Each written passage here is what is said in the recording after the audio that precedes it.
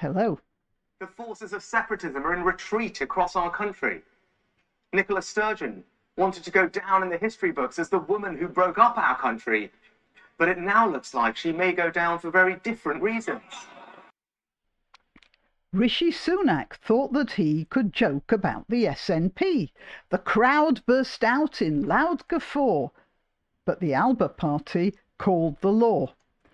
Actually, I'm going to be talking about sloppy lawmaking after this.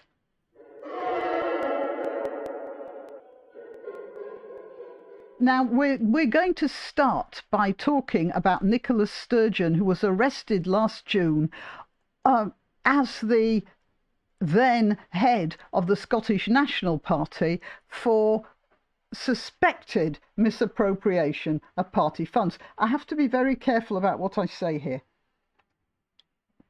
because you see, there's a law in Scotland that when somebody is arrested, and as long as, whether in jail or not, as long as the police are investigating this person, then nobody can talk about it. Or I don't actually know. You have to be very careful what you say.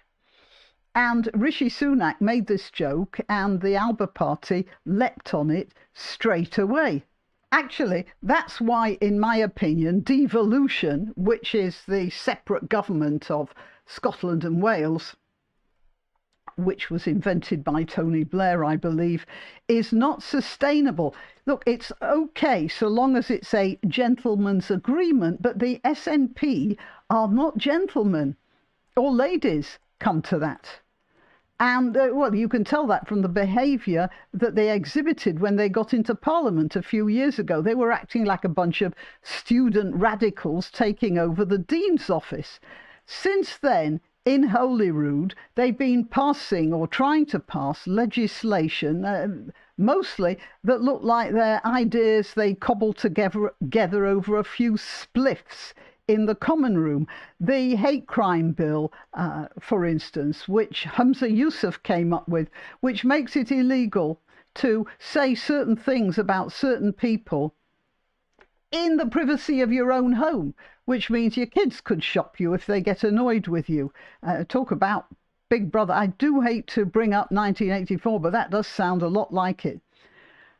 It started with Tony Blair passing laws sort of on the wing. Oh, hey, guys, devolution, great idea. Yeah, let's put it out. They didn't think what would happen if the devolved Scottish Parliament passed laws that weren't really compatible with the laws in England. And since we are not separate countries and the newspapers are all the same, there's a big problem with this, and there will be worse problems. There was an even worse problem with the self-ID law, because the Scots wanted to make self-ID, truly self-ID, with like a 3-month, and then you tell the bureaucracy, and then you give it 3 months or so, and then you can self-ID, and then you can do that, and you can go back to England and be a predator of some sort.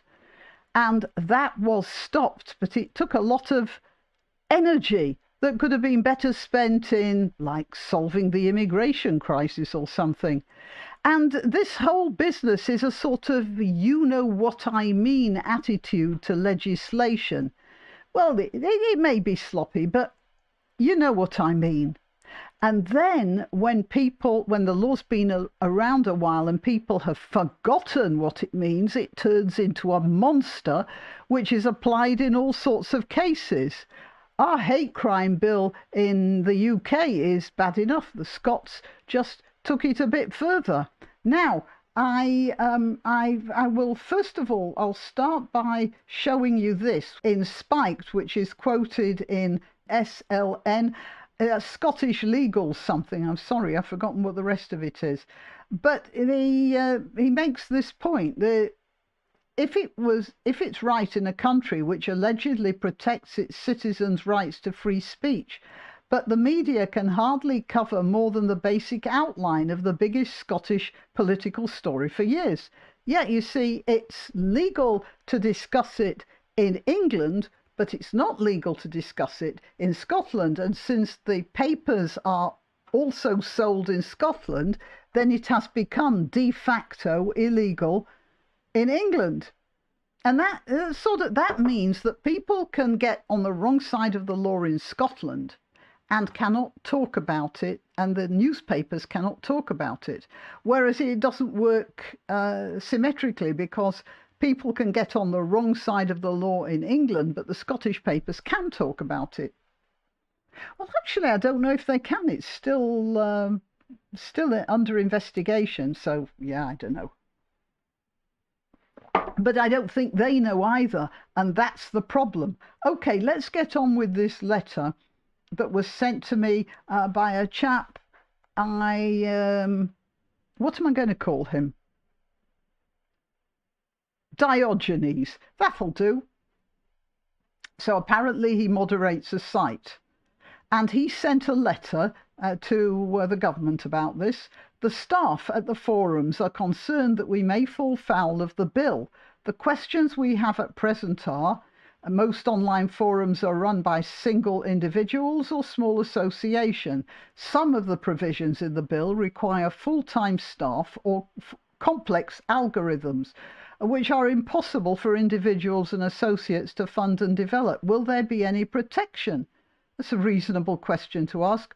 Would rules apply to existing content requiring us to manually review more than 2.3 million posts? Oh, Diogenes, requiring us manually to review. Shame on you. Would it be sufficient to block UK IPs, or would we actively need to block known UK citizens? If users can no longer be trusted to state their age correctly, we presumably can't trust that they accurately state their location either. Does this not mean that all websites will have to collect IDs on all its users? You can see how complicated this is. Anyway, the buck was passed, as you can see. And then they did get this response, the civil service, and it was the Department for Science, Innovation and Technology. Thank you for your correspondence of the 10th of March regarding the online safety bill. Your letter was passed, yeah, so and so on. The bill, now, this is what they say. They don't answer the question. They just state what they say they're there for. The bill has 3 core objectives: to tackle criminal activity, to protect children from harmful or inappropriate content, and to hold the largest platforms accountable for their promises to adult users. Just a minute, somebody at the door. And I might as well interrupt myself to tell you that I'm Granniopteryx, and I'm on YouTube, Rumble, BitChute and Minds, and also Twitter and Gab. All the links are in the description, including links to donation sites. I always appreciate donations, of course. But you can help this video and my channel simply by clicking that like button, and that's for absolute free. Also, you should share the video. Maybe the message will start to circulate if you do. And subscribe if you're on YouTube. Of course, remember to click that bell button for notifications. Okay, back to the good fight. Sorry about that, postman. Right. So it's largely focused on user-generated content. This is all perfectly obvious, but it doesn't answer his question, does it?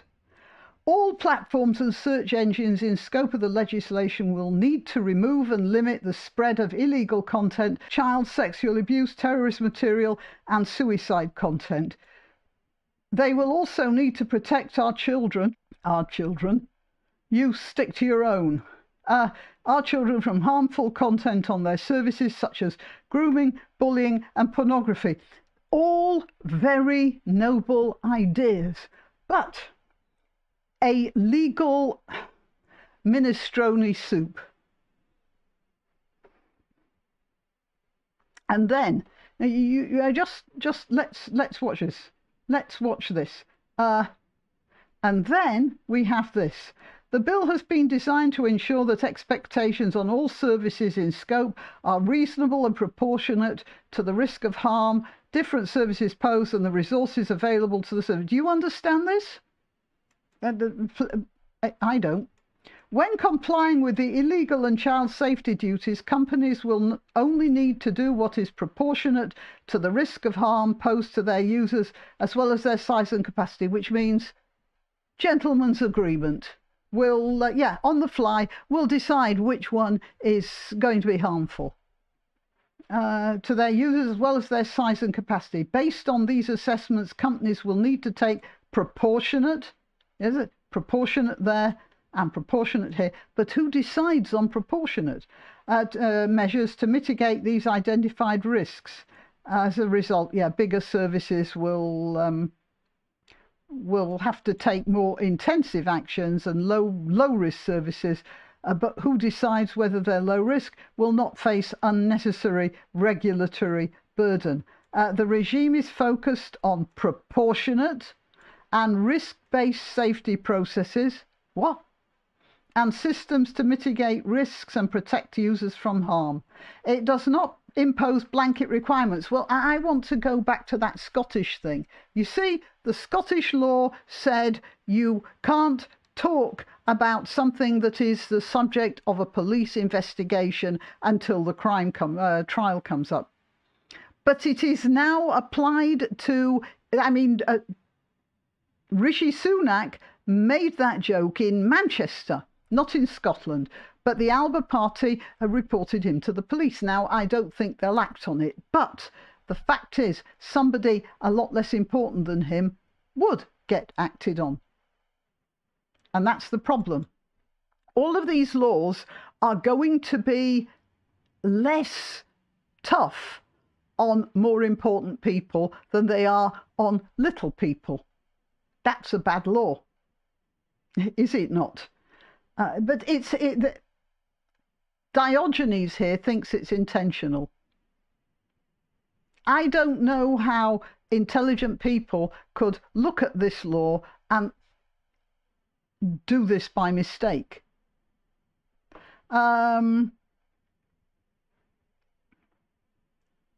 It does not impose blanket requirements concerning blocking users or IP or requiring age verification.